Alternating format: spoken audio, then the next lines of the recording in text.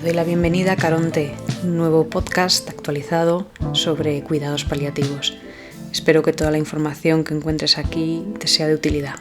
Vamos con el episodio de hoy.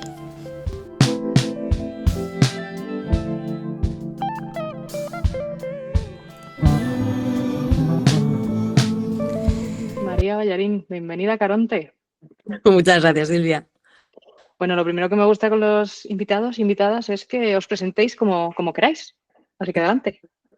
Bueno, pues yo soy María, soy una médico de formación, soy médico de familia y me dedico a paliativos desde hace unos 7 años. Entonces, sí, he estado trabajando en paliativos aquí en España en distintos recursos, que luego los iremos viendo, y también he estado trabajando en Suecia, en cuidados paliativos. Uh-huh. ¿Y por qué paliativos? Pues a mí paliativos me enganchó desde el primer día de la rotación de paliativos. Nosotros, dentro de la formación como médico de familia, tenemos que pasar al menos 2 meses en un equipo de paliativos de los que van a domicilio. Y se hace justo en los últimos años de la formación. Y yo recuerdo el haber empezado con muchísimas ganas mi residencia como médico de familia, mucho desgaste porque es una formación dura. Y sin embargo, sí que recuerdo llegar ese primer día a ese primer domicilio, estar durante esa primera visita de valoración, ver cómo se trataba el paciente y a la familia, en este caso era su esposa y dos hijas, y salí de esa primera experiencia pensando, esto es la razón por la que yo he hecho paliativos. Porque creo que la gran diferencia de la medicina de paliativos comparado con otras especialidades médicas en las que nos podemos ver, es que se cumple una máxima que para mí es fundamental en medicina, que es estar al servicio de las necesidades de la persona que tienes delante. Y eso muchas veces en el sistema tal como está estructurado no es así, en el sistema sanitario. Muchas veces viene alguien que tiene un problema y tú le buscas una solución. Y yo nunca entendía la medicina como eso, yo entendía más la medicina como un servicio, es decir, yo pongo mis conocimientos, mis habilidades, mi dedicación en ti, pero tú me tienes que decir qué es lo que quieres, qué soluciones te parecen a ti correctas, y no que yo llegue y te diga tienes que hacer esto, ¿no? Entonces, la primera vez en ese primer domicilio, haciendo por primera vez un domicilio de paliativos, tuve la sensación de esto es lo que yo quiero hacer, esto es la medicina que yo entiendo. Y a raíz de ahí, el crecer tantísimo como profesional gracias a verte rodeado de otros grandes compañeros. Porque otra de las cosas que es fantástica en cuidados paliativos es que uno no está solo. Yo cuando estaba en la consulta en centro de salud tenía mucha sensación de soledad. Yo cerraba mi consulta y veía a mis pacientes. En cuidados paliativos no es así. Tú tienes una visión, pero tu compi de enfermería tiene otra visión.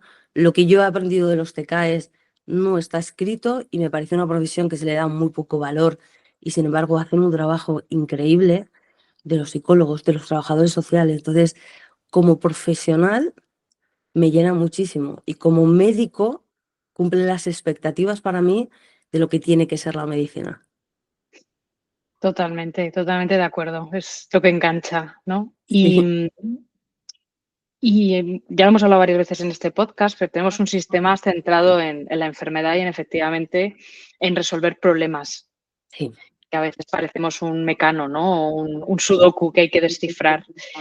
Y yo me pregunto, y me gustaría saber tu opinión, ¿por qué no puede ser compatible? ¿Por qué no a la vez que le trato su neumonía, su infección de orina o lo que sea, puedo hacer esto que hacemos en paliativos? ¿Qué falta? ¿Qué se nos ha olvidado? ¿Qué no nos han enseñado? Igual. Bueno, yo creo que va muy de acorde con la sociedad en la que vivimos, porque vivimos en una sociedad que lo que busca son resultados inmediatos y de hecho cuando no se consigue, todo el mundo tiene como unas expectativas muy altas y cuando no se consigue hay un grado de frustración enorme. Entonces, yo creo que en esa parte también hace que la sociedad demande respuestas, ¿no? Y claro, el problema que yo le veo a esa demanda de respuestas es que yo puedo tener el conocimiento para darte alternativas, pero ¿cuál es la mejor respuesta para ti? Yo necesito de tiempo para hablar contigo y saber cuál es lo que tú necesitas. No estoy hablando de, pues si tengo una infección como una neumonía, pues bueno, pues hablaré contigo y diré, oye, a lo mejor necesitamos antibióticos. Pero si tú me dices, mira, es que yo soy músico, pues tendré que enfrentarme al reto de buscar un antibiótico que sepa que las posibilidades de que te pueda hacer un daño a nivel auditivo sean muy bajitas, porque eso es una parte muy importante para ti. Pero normalmente no tenemos ni el tiempo ni nos han enfocado a trabajar así. Entonces yo creo que se junta por una parte características de la sociedad, por otra parte una demanda asistencial cada vez mayor que hace que necesitemos trabajar como muy rápido, ¿no? Entonces lo importante no es tanto la calidad de ese servicio que nosotros hacemos al otro, sino la cantidad. Y creo que la búsqueda de un equilibrio pues es lo complicado, pero por ahora estamos perdiendo. Por eso cuando se junta la carga asistencial tremenda con este tipo de trabajo en paliativos, pues es imposible dar calidad. Sí, o sea, para dar una calidad en cuidados paliativos, siempre lo decimos, ¿no? O sea, yo cuando me presento a los pacientes, porque todavía en la sociedad y desgraciadamente dentro del mundo sanitario, el concepto de paliativos se asocia automáticamente a muerte, a final de vida. Y paliativos es muchísimo más.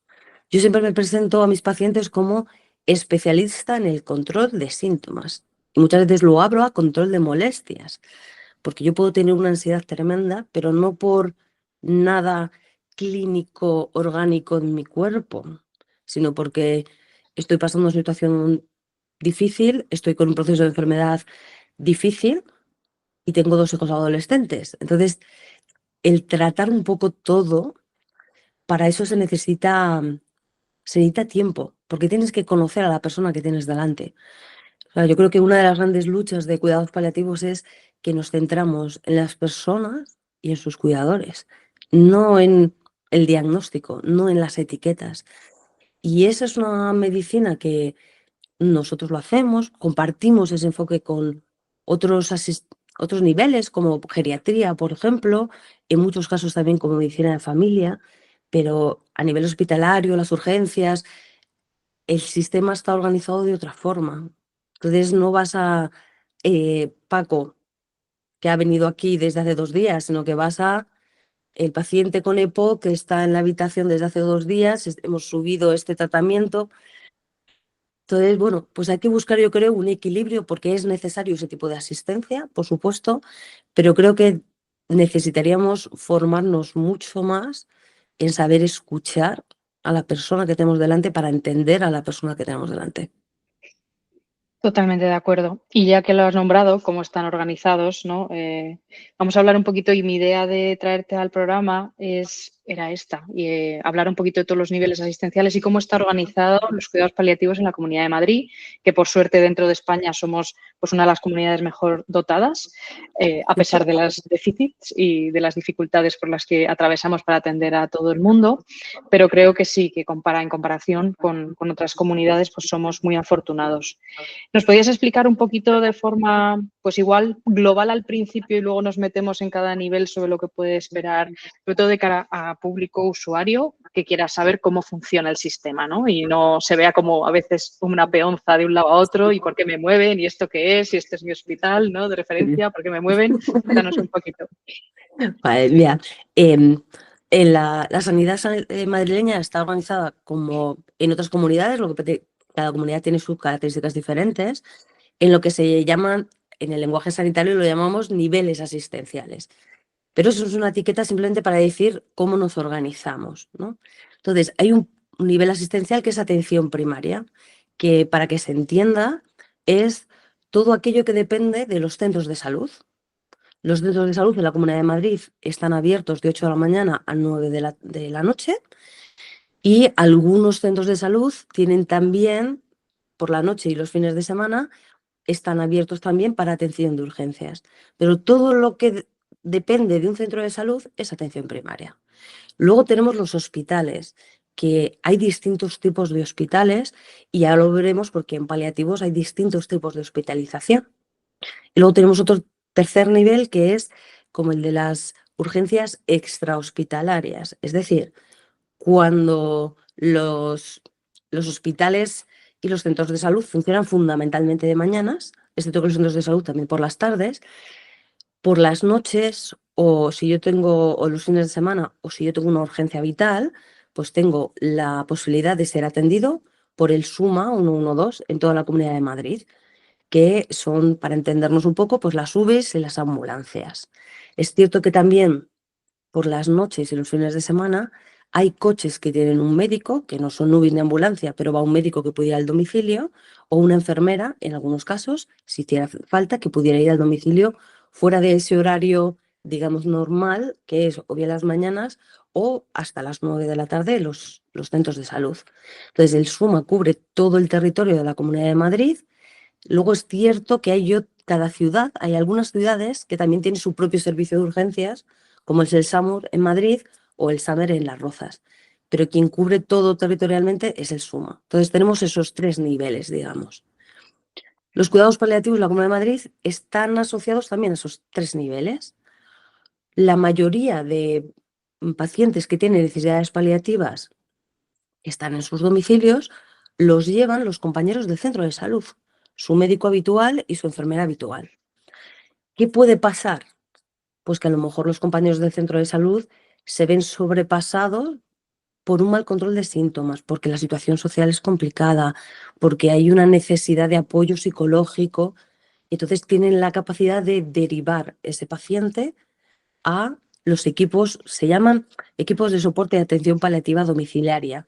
Nosotros los denominamos por su acrónimo, que es ESAD, y es el equipo específico de paliativos que va al domicilio.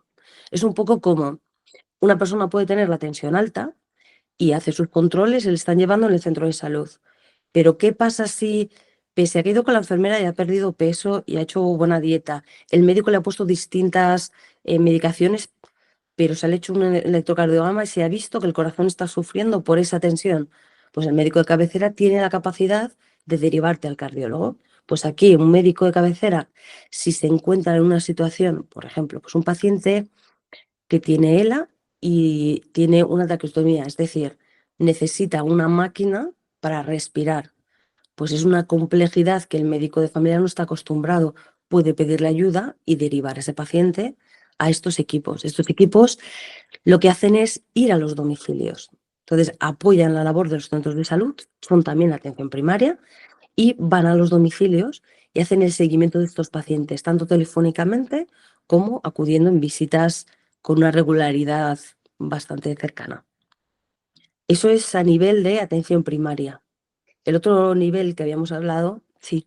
ELA, esclerosis lateral amiotrófica, para los no médicos, una enfermedad neurodegenerativa que en estadios finales te impide respirar por tus propios medios. Nada más, solo comentar esto. Gracias. Gracias por el apunte, que a veces me pierdo.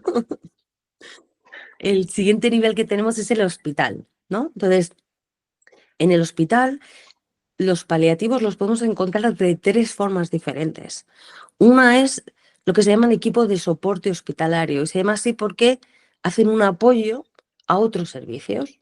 Es decir, un nefrólogo está llevando al paciente y es un paciente que lleva con insuficiencia renal muchos años, se está planteando, por ejemplo, una diálisis, pero es un paciente mayor, es un paciente que está frágil, que tiene otras complejidades.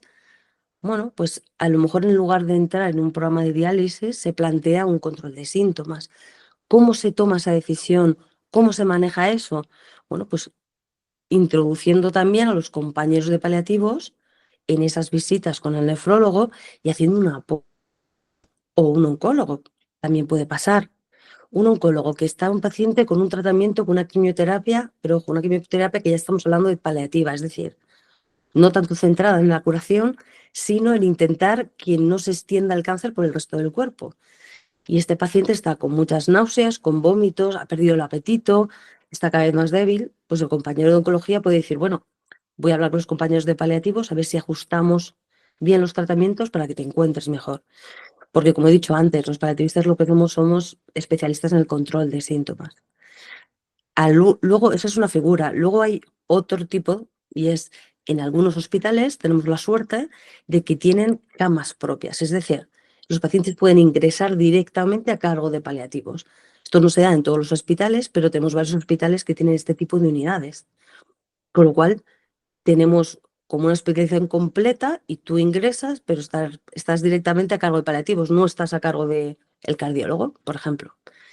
Y luego tenemos otro tipo de hospitalización, que son las unidades de cuidados paliativos de media estancia, que, Silvia, tú trabajas en una de ellas, en Beata María.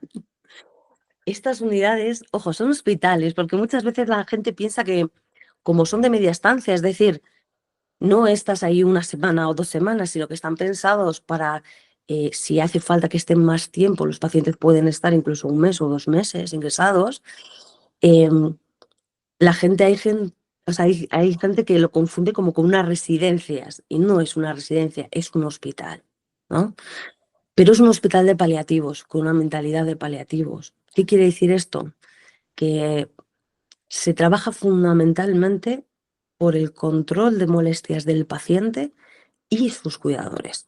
Entonces, se nota en detalles como la gran mayoría de habitaciones son individuales. Si la familia se quiere quedar a dormir, se le va a facilitar.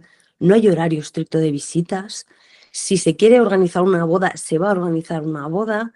Los familiares tienen también su espacio dentro de las unidades. Tienen equipos, pues igual que he hablado, pues de trabajadores sociales y de psicólogos, también tienen muchas veces incluso el apoyo de rehabilitación, con lo cual se puede trabajar de forma muy intensiva y además te evitas el que a las 7 de la mañana te entre la enfermera para sacar una analítica o te cojan las tensiones 3 veces por turno, porque eso es lo que siempre se hace. Se hacen las cosas con la mentalidad de paliativos, es decir, todo que vaya a mejoría o a aclarar la toma de decisiones. Pero no porque sí, que muchas veces en los hospitales entramos en rutinas y hacemos las cosas porque sí, ¿no?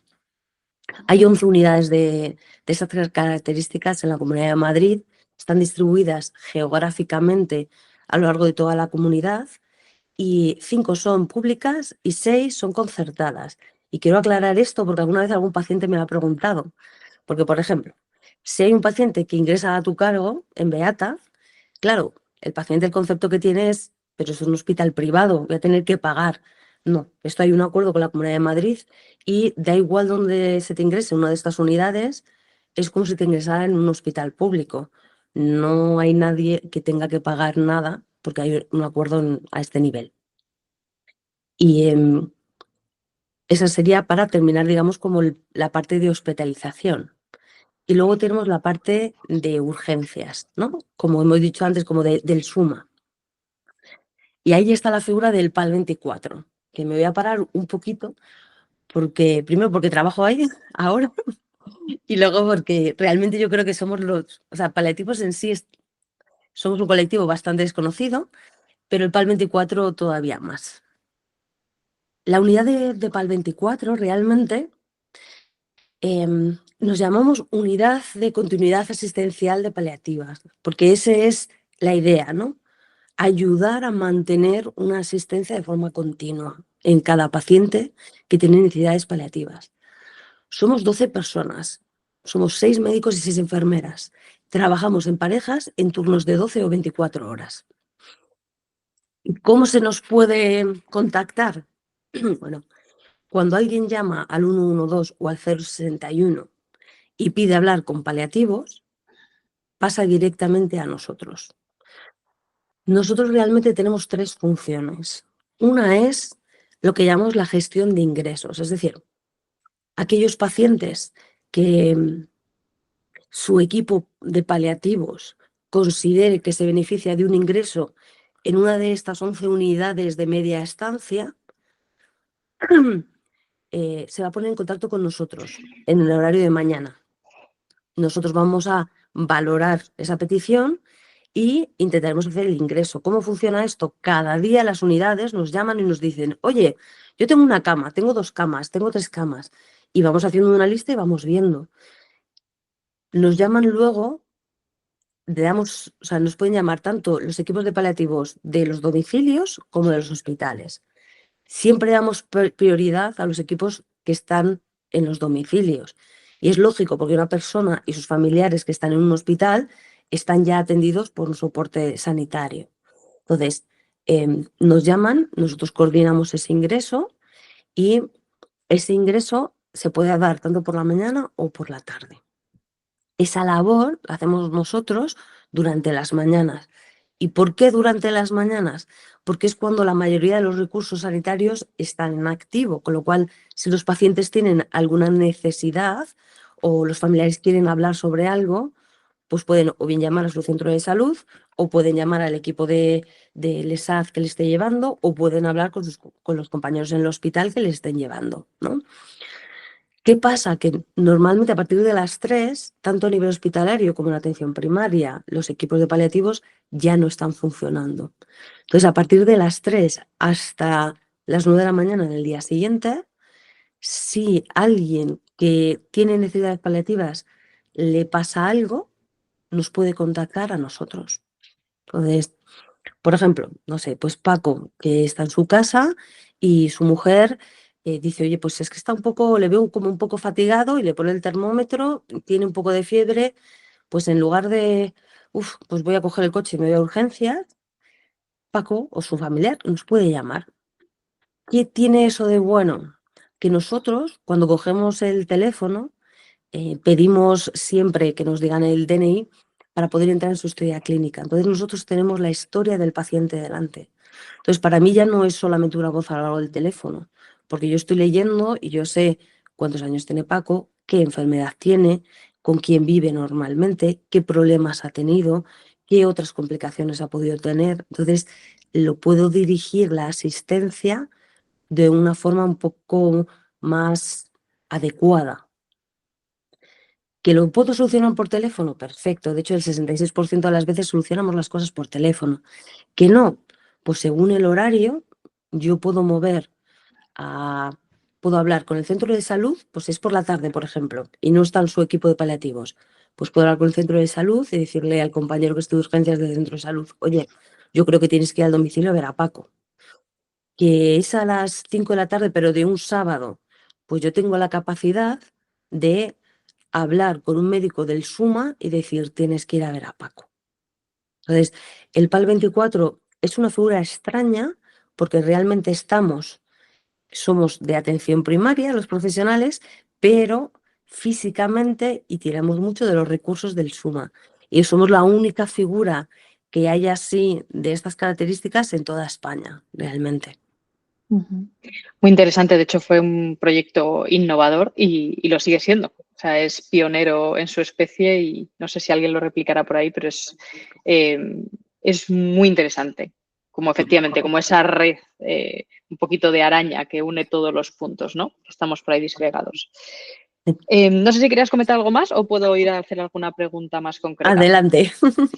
Venga, yo tomando algunas notas y me llama mucho la atención a veces, no sé si con la carga asistencial que tienen los médicos de atención primaria son capaces o tienes la sensación de que son capaces de llevar también a estos pacientes que consumen mucho tiempo. Sobre todo al principio, las primeras visitas, necesitas, como tú bien has dicho, conocer muy bien esa persona y a esa familia, porque muchas veces los ingresos vienen dados por cuestiones sociales, ¿no? De que no haya apoyo. Entonces, me cuesta pensar que un médico de atención primaria en Madrid con 60 o no sé cuántos miles de pacientes se ven, también tenga tiempo para, por ejemplo, ir a hacer una visita domiciliaria y una visita de paliativos.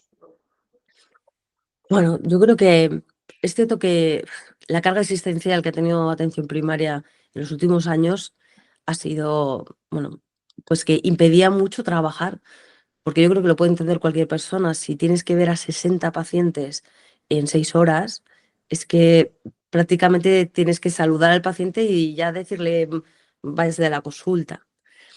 Pero también es cierto que mi experiencia es, la gran mayoría de médicos de familia llevan a sus pacientes paliativos y los llevan bien.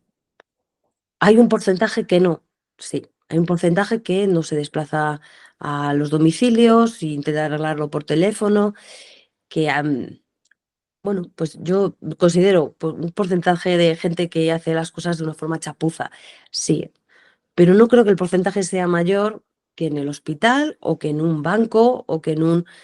Porque la mayoría de médicos de familia y de enfermeras del centro de salud conocen a sus pacientes y los han llevado durante muchos años. Entonces ya hay una vinculación y un espacio de confianza y eso hace que muchas veces las cosas fluyan con más naturalidad. Si estamos hablando de gente que no levanta, hay gente que no sale a la consulta, pues entonces sus pacientes paliativos desgraciadamente no van a tener esa asistencia, porque un paciente paliativo implica que vayas al domicilio, no le puedes hacer ir al centro de salud. Entonces, mi experiencia es que la mayoría de los pacientes paliativos que llevan los compañeros del centro de salud se llevan y se llevan bien. Que hay catástrofes absolutas, ya hay veces que dices, mira, mándame el paciente y yo cojo el paciente porque si no, no estoy seguro de que alguien le vaya a seguir. También, desgraciadamente también se da eso. Lo que me preocuparía a mí más que, bueno, yo creo que todos los médicos de familia al final estáis formados, incluso más que los hospitalistas como nosotros, ¿no? Como internistas y demás, en esto, en cuidar, ¿no? En cuidados paliativos. Pero eso impide, o es una pregunta, ¿impide que entre en el circuito? Porque sé que el médico de atención primaria tiene, ¿no?, que hacer una gestión burocrática para que lo siga el ESAT. Pero no sé si puede realmente darle de alta en el circuito de paliativos y seguirle él, o inmediatamente lo tiene que seguir el ESAT cuando hace esa gestión. No, o sea, cualquier paciente que tú detectes que tenga desde la consulta, que tenga necesidades paliativas, tú puedes abrir y marcar en la historia clínica de ese paciente, este paciente tiene necesidades paliativas. ¿Qué quiere decir que un paciente tiene necesidades paliativas? Pues que tiene uno o varios procesos de enfermedad que hace que esté en una situación de fragilidad y que no va a poder curarse. Pero esto no quiere decir, o sea, puede ser pues un diabetes con muchas complicaciones de una enfermedad que no se va a curar. Y nadie pensaría, "Ah, me voy a morir solamente porque tengo diabetes". No. O un paciente con demencia es un paciente en esas mismas circunstancias, pero eso no quiere decir que la muerte vaya a ser inminente. Entonces, los compañeros del centro de salud pueden identificar a este paciente con necesidades paliativas. Y una de las cosas que tiene es que aunque no le esté siguiendo un equipo del ESAD o alguien a nivel hospitalario, si la familia tiene alguna duda, puede llamar al 061 y puede pedir hablar con paliativos. ¿Y también podríais derivarlo a un hospital de media estancia? No, los únicos que pueden derivar a un hospital de media estancia es un equipo que haya visto físicamente al paciente, ya sea el equipo de el ESAD, que son los domiciliarios, o desde el hospital. Ahora hablamos un poquito más granularmente de las derivaciones. Por eso es lo que me refería, ¿no? Que el médico de atención primaria, al final, con toda su buena intención y su buen conocimiento, puede realmente hacer un soporte y una buena atención paliativa, pero, por ejemplo, en un momento de crisis de necesidad, si no está él o ella, pues tiene ese hándicap, ¿no? De que no podéis organizar, por ejemplo, un traslado desde domicilio si no No, lo ha seguido un ESAT.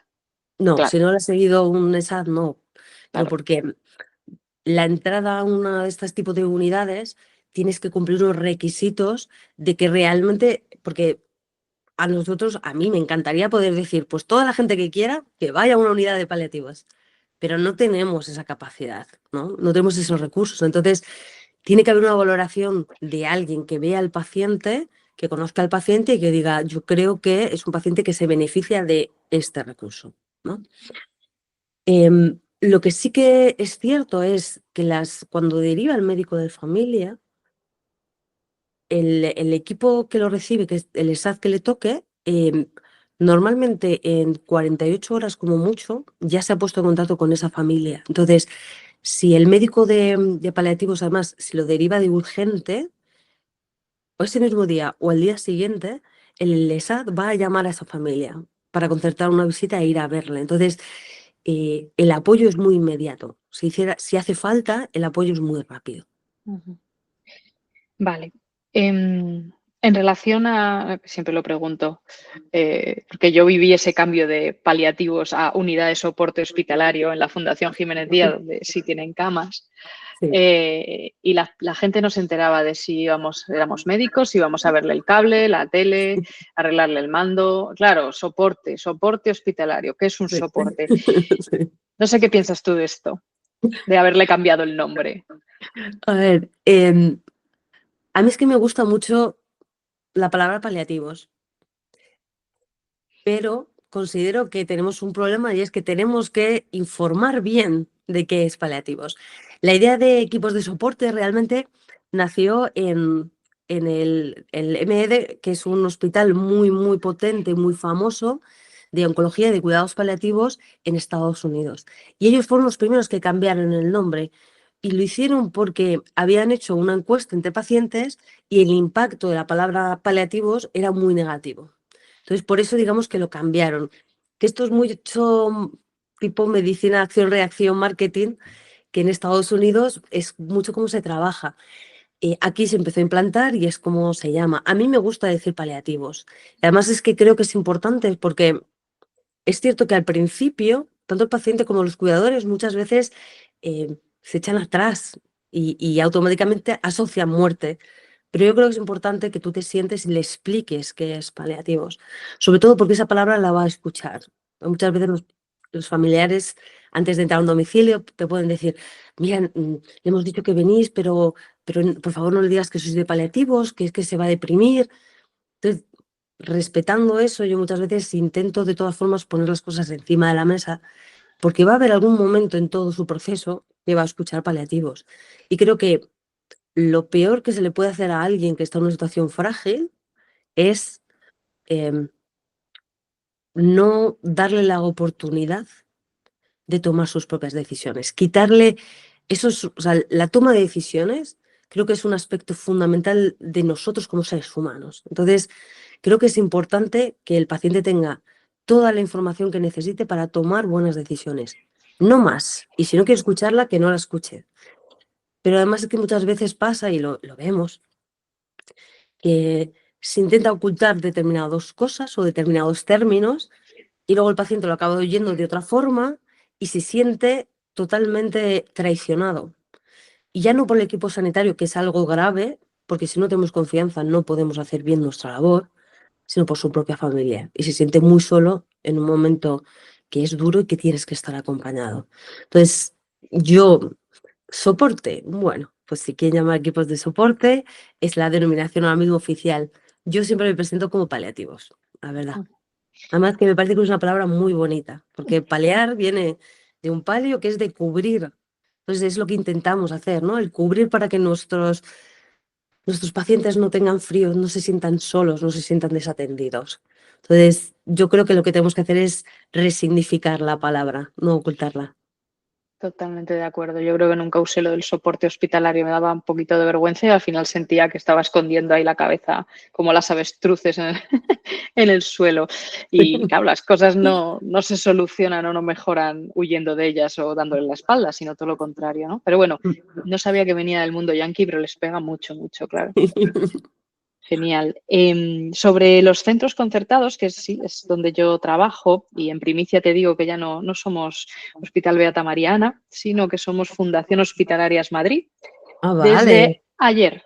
Vaya, enhorabuena por el Sí, cambio de bueno, nombre. sí, es que el problema es que ya no hay superioras a lo que parece y entonces no podemos mantenernos como una figura jurídica religiosa y por eso Vaya. se ha pasado toda la fundación al mundo laico, aunque bueno, en esencia no va a cambiar nada, imagino, pero no lo sé, estamos en pleno proceso, esto empezó ayer, 1 de enero, como esto saldrá probablemente en febrero, pues ya te lo puedo contar, porque esto es como medio secreto hasta el día 8, que no sé, tiene que venir los reyes para hacerlo oficial. Y sí que me gustaría aclarar algunas cosas sobre los centros concertados, porque como bien dices, tenemos que luchar muchas veces contra muchos prejuicios, es el prejuicio sobre el prejuicio, ¿no? Es un hospital privado y cuando queremos dar altas, los queremos dar de altas porque, claro, porque así vienen más y cobramos más. Y cuando les sedamos, queremos que se mueran rápido porque así también viene más gente y cobramos más. Entonces, yo siempre lo explico como si somos un hospital privado, pero esta unidad de cuidados paliativos es como una isla de seguridad social. Usted es como si estuviera en el SERMAS y también nos han dicho un montón que esto cuánto cuesta, cuánto me va a costar, dónde hay que pagar, ¿no? No, efectivamente no hay que pagar nada, ya lo ha pagado durante toda su vida contribuyendo.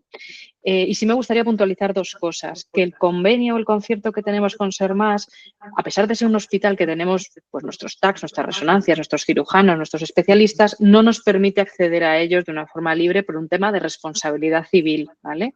Y solo podemos hacer analíticas junto con orina, sangre y orina y radiografías simples.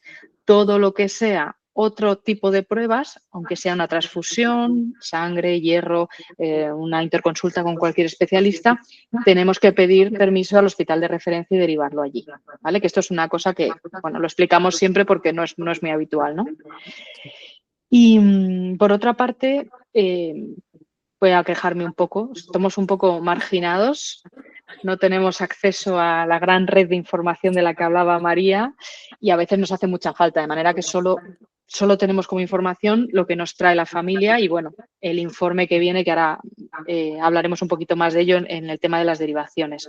Es decir, no puedo ver en el ordenador lo que tiene y lo que le pasó en el 84. No, tú no, yo sí. ¿Sabes? Tú Ese es el sí. problema. Tú sí, yo no, pero claro, a veces es importante, muchas veces no, efectivamente, porque no somos patologicéntricos, ¿no? Que a veces es que se me olvida que tenía este paciente porque lo importante efectivamente son otras cosas, pero a veces sí que es muy interesante porque si alguien de repente tiene, yo qué sé, un cólico nefrítico y en la vida lo ha tenido, pues ayuda mucho saber que hace 2 años tuvo uno, ¿no? O hace 10. Sí. Así que nada, solo por hacer esas puntualizaciones de los centros concertados. Y se me estaba ocurriendo, porque es verdad que recibimos pocas derivaciones durante el fin de semana y por la tarde es verdad que no se hacen, ¿verdad? Desde el PAL. No. Aunque haya una necesidad. Si hay una necesidad, una crisis de necesidad y alguien creéis que necesita salir de casa para ser visto, ¿qué va? ¿A la urgencia de su hospital de referencia? Depende. O sea, depende de, a ver, si es entre semana, cuando a mí, por ejemplo, me llaman, yo hago esa valoración y si considero que es algo que tiene que, pues un paciente que está como, le cuesta muchísimo respirar, lo está pasando muy mal, empieza a bajar el nivel de conciencia, yo automáticamente activo una UBI y va una UBI a verle, que es el recurso más rápido que tenemos en la Comunidad de Madrid. Si es algo que yo creo que no va a necesitar de pruebas complementarias, yo hablo con el centro de salud para que vaya la gente al centro de salud.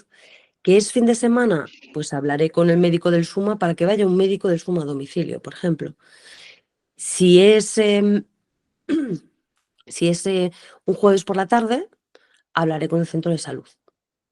Si considero que necesita pruebas complementarias, si considero que el paciente se va a beneficiar de pruebas complementarias, por ejemplo, sospecho una fractura, pues realmente es que vamos a necesitar posiblemente una radiografía y una radiografía tenemos que ir al hospital para hacerla, ¿no? Pues entonces yo puedo hablar con la familia para ver si ellos pueden desplazar al paciente o movilizar una ambulancia para que le lleve a su hospital de referencia.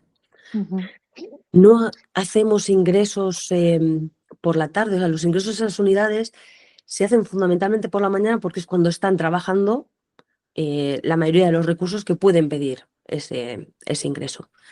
Si pasa, que a veces nos pasa, que hay pacientes que se quedan en el domicilio porque no hay opción de hacer ingreso, porque no hay camas para ellos hoy, nosotros lo que hacemos es que llamamos a las unidades para pedir un poco, oye, ¿tenéis previsión? Pues es a principio de la mañana, ¿tenéis previsión de que a lo mejor pueda quedarse alguna cama libre? Eso lo intentamos hacer. Y luego, sí es cierto que los fines de semana hacemos ingresos de aquellos pacientes de paliativos que los equipos de domicilio hayan pedido y no se ha podido ingresar porque no ha habido camas suficientes. Entonces se puede quedar para el fin de semana y si podemos hacerlo, hacemos el ingreso. Y si no, sí que intentamos a veces hacer los ingresos de pacientes, por ejemplo, que están en el hospital. ¿Cuál es el problema? Que nosotros siempre vamos a necesitar una valoración sanitaria antes de hacer un ingreso, porque a lo mejor el paciente se ha puesto tan malito que no nos podemos arriesgar a moverle en una ambulancia. O sea, un transporte parece una tontería, pero un transporte en una ambulancia en un paciente que esté frágil puede ser la gota que come el vaso, porque es mucho estrés. Entonces, por eso siempre o hacemos pacientes que les hayan visto el día anterior, el viernes anterior, lo hacemos el sábado a primera hora, cuando son de domicilio, o hacemos pacientes hospitalarios porque podemos hablar con ese hospital y que un médico vaya a ver al paciente y compruebe que el paciente está lo suficientemente bien como para hacer el traslado. Como la gran mayoría de la gente funciona al horario de por la mañana entre semana, pues utilizamos esos tiempos para hacer la mayoría de los ingresos. ¿Por qué? Porque el hecho de hacer un ingreso parece algo como muy simple, ¿no? El de, pues yo llamo y que me ingresen, pero implica muchos pasos, implica muchas cosas, entonces lleva un tiempo. Entonces, el fin de semana o las tardes que no están los equipos habituales de paliativos, mi labor no es tanto centrarme en hacer un ingreso como el tener la línea telefónica abierta, porque si alguien empieza con vómitos o con problemas para respirar o con una fiebre 39, no puede estar esperando 20 minutos a que yo coja el teléfono. Porque al fin y al cabo nosotros, como repito, somos 2 por turno. Somos un médico y una enfermera por turno para todas las llamadas de la Comunidad de Madrid. Por eso se tiene este tipo de horario de las mañanas de entre semanas se dedican a hacer los ingresos. Hay excepciones, si hay algún domicilio, para los fines de semana, pero sobre todo cuando no están los equipos de paliativos en activo, nosotros desde el PAL 24 intentamos tener la línea lo máximo abierta para poder acceder y poder dar respuesta a todas esas llamadas con la mayor celeridad posible. Entiendo. ¿Cuántas llamadas más o menos de media tenéis al día? ¿De incidencias? No hay manera de saberlo. Pero es que cambia muchísimo. A mí me cambia muchísimo porque si es un día entre semana, los equipos están en activo. La mayoría de los pacientes o les han visto, les han llamado, pues el volumen que recibimos de llamadas puede ser bajo. Un sábado, un domingo, que no hay otro servicio de paliativos, es altísimo. Unas navidades que todo el mundo intenta, como es lógico, apurar y quedarse en casa para poder disfrutar de las fechas con la familia, el volumen de llamadas es enorme. Entonces, va cambiando mucho, la verdad. Vale, vamos a especificar un poquito cómo se hace esa derivación en el sentido de que, bueno, hay gente que, sobre todo cuando está en los hospitales, ¿no? En las unidades de soporte hospitalario de los hospitales de agudos. ¿Cómo te gusta el nombre? Me encanta, ya sabes. Hacen peticiones, les piden 3 opciones. ¿Nos cuentas un poquito qué hay detrás de eso? Vale. Para hacer un ingreso, siempre que se hace un salto entre estos niveles que hemos hablado de atención primaria, de hospital, siempre se hace un salto, hay una obligación legal que es hacer un documento para que haya una buena continuidad, que toda la información relevante de ese paciente llegue a los siguientes profesionales, ¿no? Entonces, nosotros en paliativos, cuando hay que hacer una derivación, tenemos un documento que hay que rellenar con la historia del paciente, con el círculo de su situación social, su situación cognitiva, su situación emocional, ya no solo la patología que el paciente tiene también, pero un poquito con esa imagen global que es como nosotros hacemos nuestro trabajo. Y cuando solicitan unidades, tienen que solicitar inicialmente 2 unidades siempre, mínimo. Luego pueden solicitar muchas más. Hay gente que dice, cualquier unidad de la zona centro a mi paciente le viene bien. Perfecto, pues entonces ya estamos hablando de 5 unidades. Pero si no, siempre se pide mínimo 2 unidades. ¿Por qué? Porque tenemos que hacer un equilibrio. Lo ideal sería que todo el mundo pudiera ir a donde quiere. Eso sería fantástico. Pero no disponemos de todas las camas que queremos en todos los sitios. Entonces, tenemos unos recursos limitados y tenemos que ir intentando hacer un balance, porque tampoco podemos tener a un paciente en un hospital esperando un ingreso en una unidad de paliativos durante 3 semanas porque solo quiere ir a un único sitio. Porque durante 3 semanas eso implica que el paciente tiene más riesgo de coger infecciones hospitalarias, de tener problemas, la familia lo va a pasar peor. O sea, por un lado no es bueno para el paciente ni para su círculo de cuidadores, pero también no es justo para otro paciente de cuidados paliativos que puede necesitar de ese ingreso en el hospital, mientras otra persona solo está ocupando, digamos, ese espacio a la espera de. Entonces, tenemos que hacer ese balance que no es ideal, pero desgraciadamente siempre pedimos 2 unidades para ajustarnos lo máximo posible a las preferencias, pero no podemos, o sea, no podemos garantizar que uno vaya a ir exactamente donde quiere. Pedimos 2 y siempre va a ir o en una o a otra, pero nunca podemos decir que seguro va a ir a la que él quiere. ¿Por qué un paciente se tiene que ir de su hospital de referencia a una unidad cuando no Yo puede no, estar en casa? claro, yo no creo que se tenga que ir. Yo creo que hay que plantear el ingreso en esa unidad siempre que vaya a tener un beneficio para ese paciente, o sea, simplemente para ver cómo va evolucionando un tratamiento que se ha puesto, creo que se podría quedar tranquilamente en su hospital de referencia. Realmente tratar, por ejemplo, pues una situación familiar complicada, es cierto que yo confío mucho más en la labor que se hace en las unidades de paliativos que en el hospital, aunque solo sea porque el enfoque es total dentro de ese servicio y además los profesionales están ahí. Porque lo que sí que pasa muchas veces en las unidades de soporte es que el compañero de psicología o de trabajo social está ahí, pero además no está únicamente en paliativos. Y en las unidades normalmente los compañeros que están 100%. Entonces, la intensidad del tratamiento sí que va a ser mejor en una unidad de cuidados paliativos.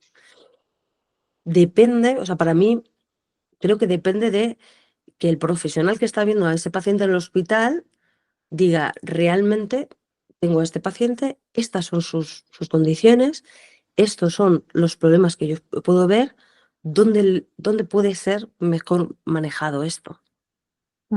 Tampoco tenemos muchas opciones, ¿no? Porque al final estamos mejor dotados de recursos, pero tampoco, por ejemplo, tenemos unos hospitales ¿no? Lo has dicho antes, son de media estancia las unidades de cuidados paliativos, no tenemos una larga estancia para cuidados paliativos, ¿no? Porque al final yo también lo que creo que hay que entender es que cada recurso, cada nivel tiene como sus reglas o su encuadre. A lo mejor no es el mejor ni el que habríamos ideado tú y yo, pero es el que hay. Yo siempre les digo que no podemos jugar al parchís en un tablero de ajedrez, ¿no? Igual que no podemos operar a corazón abierto en un quirófano normal donde se hace oftalmología, ¿no? Pues las unidades de soporte hospitalarios de agudos lo que intentan pues manejan tiempos de agudos, es decir, intentan estabilizar a la persona y luego si, por desgracia, la situación que tiene esa persona no puede continuar el cuidado o la estancia en domicilio, es que no tenemos mucha opción más que en paliativos que ir a una unidad, a un centro de cuidados paliativos, ¿no? Y también nos pasa cuando queremos dar altas desde la unidad. Damos un 5 o 6% de altas este año, por ejemplo, en nuestra unidad, y tampoco se entiende bien. Pero total, si me voy a morir, si estoy paliativo, si estoy terminal, si me mandaron aquí con un pronóstico de días, semanas, ha pasado 1 mes y medio y aquí estoy, ¿no? Entonces, al final, dos opciones, o al menos yo lo explico de 2 formas, ¿no?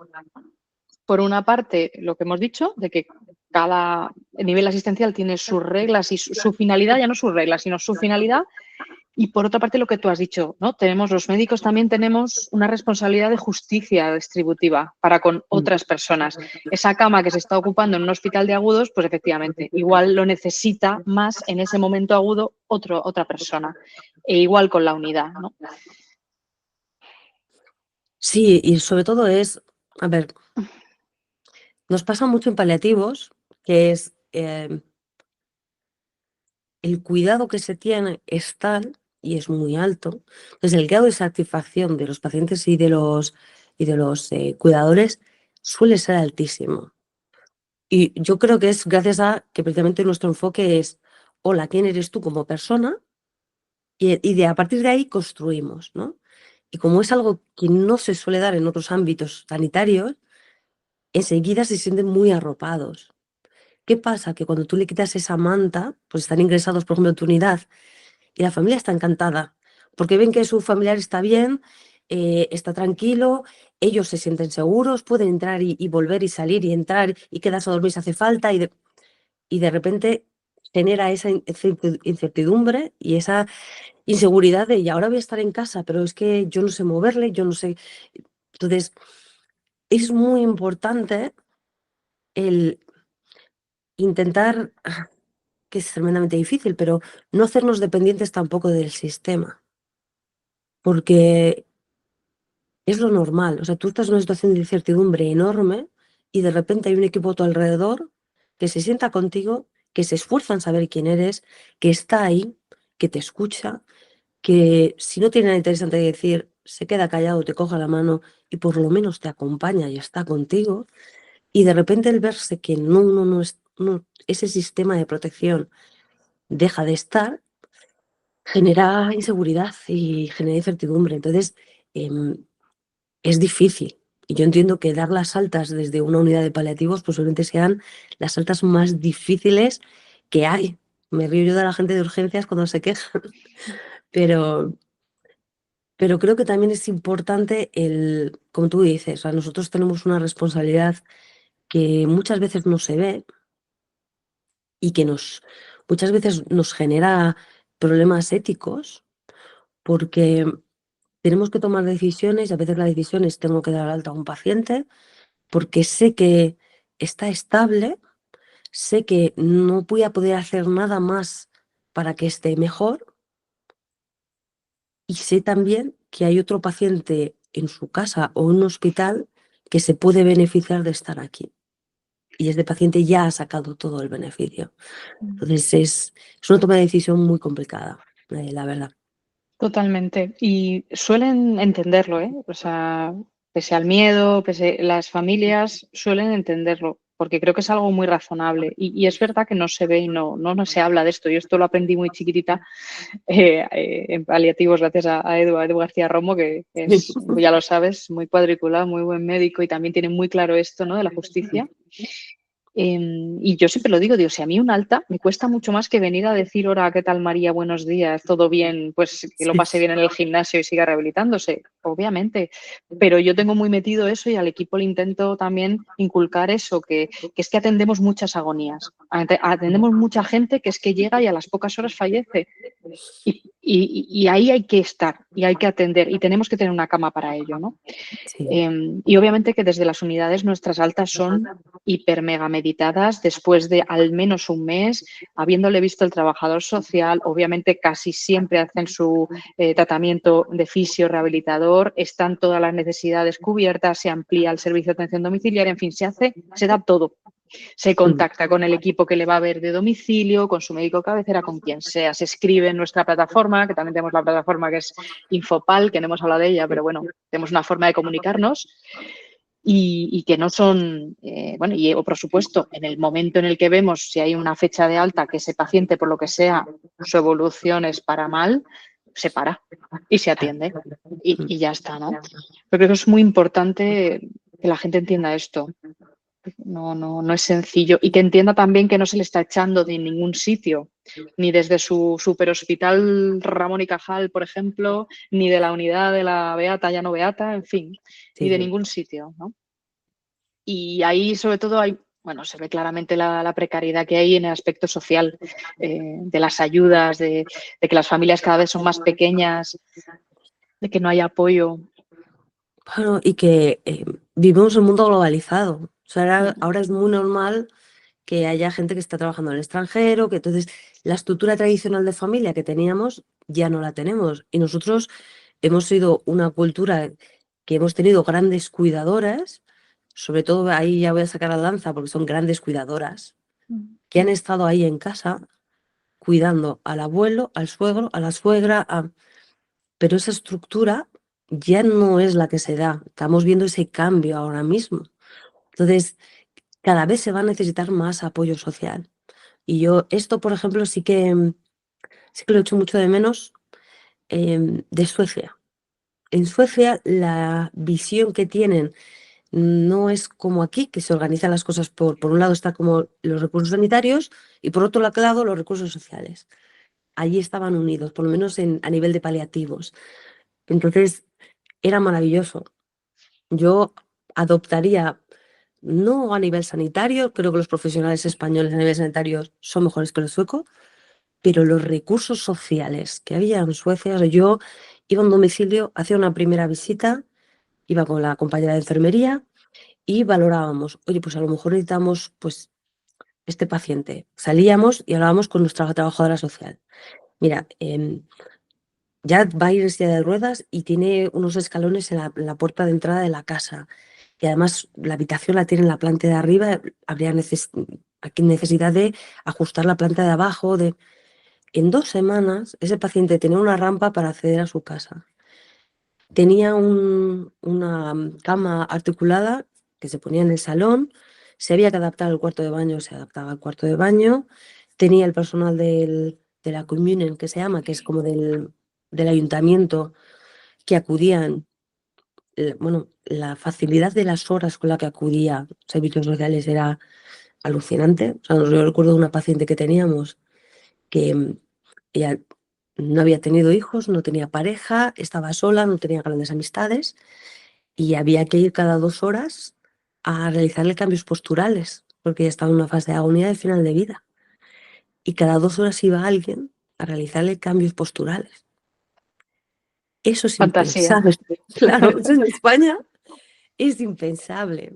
Entonces, yo creo que a nivel general, pero mucho, o sea, ya hay estudios médicos realizados que te dicen que el mayor determinante de salud de una persona no es su genética, su biología, es su nivel socioeconómico. Entonces, ese es el impacto tan grande que tenemos, la parte social, en la parte de salud.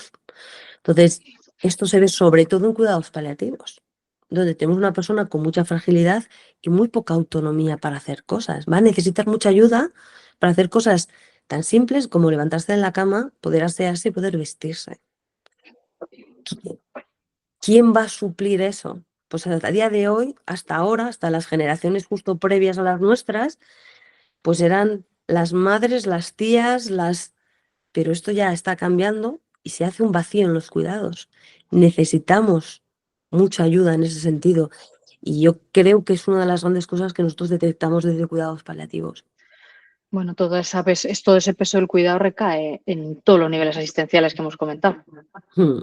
O sea, yo recuerdo la primera vez que en interna, trabajando en medicina interna, no pude dar un alta durante 2 semanas porque su familia se había ido de vacaciones en verano.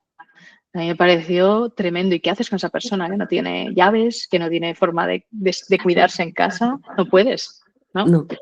Por mucha responsabilidad que tengas para con otras personas que no conoces, pero claro, es imposible.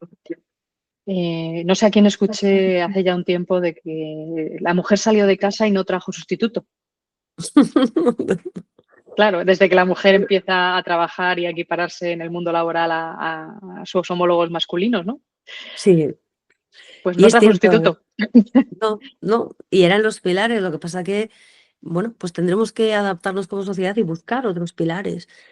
Pero además es que también es cierto, como habías dicho, que hay un cambio. Ya las familias cada vez son más pequeñas, ya no hay 5 hijos normalmente por familia. Ya empieza a haber un cambio, precisamente por cómo son las condiciones laborales y cómo es la sociedad ahora mismo.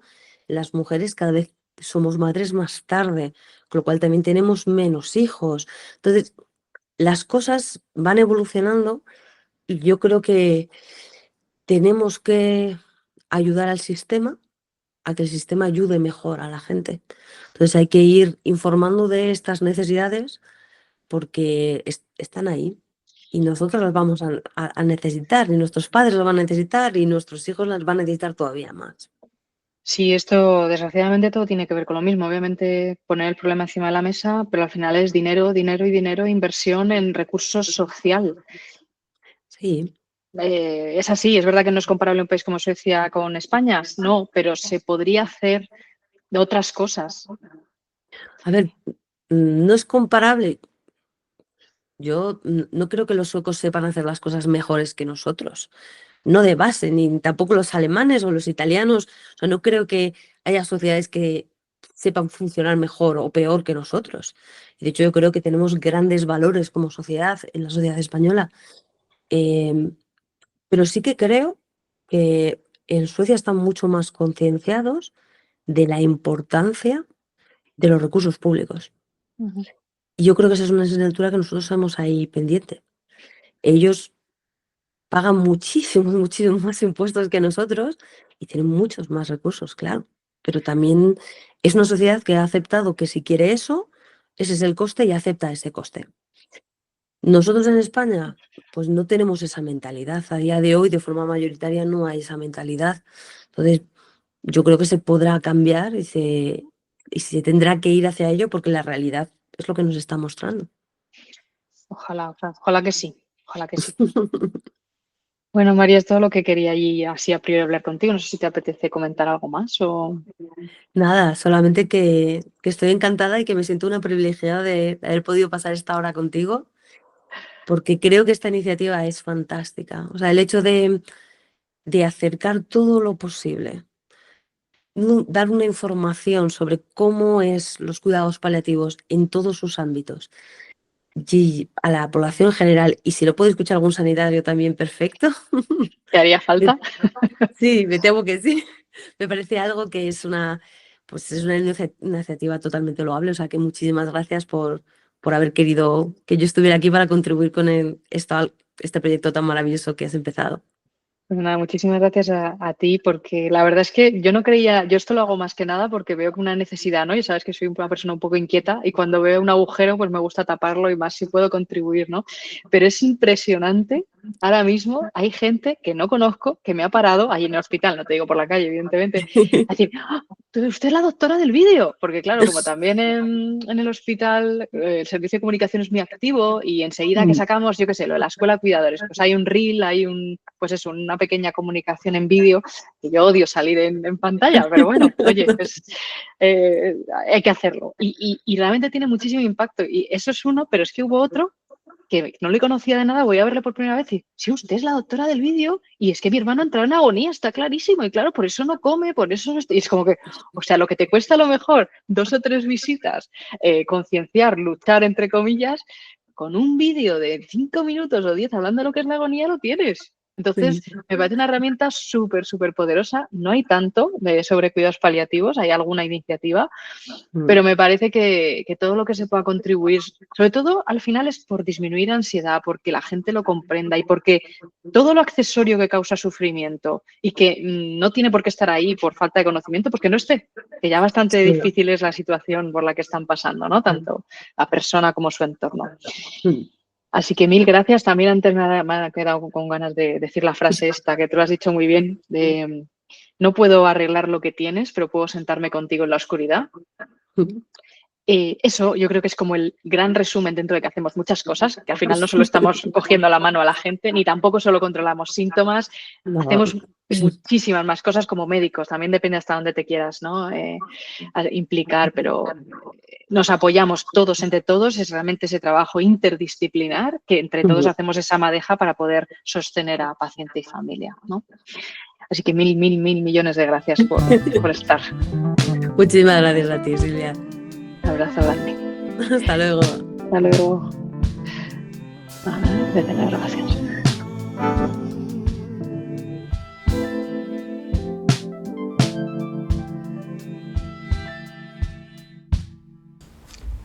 Te doy la bienvenida a Caronte, un nuevo podcast actualizado sobre cuidados paliativos.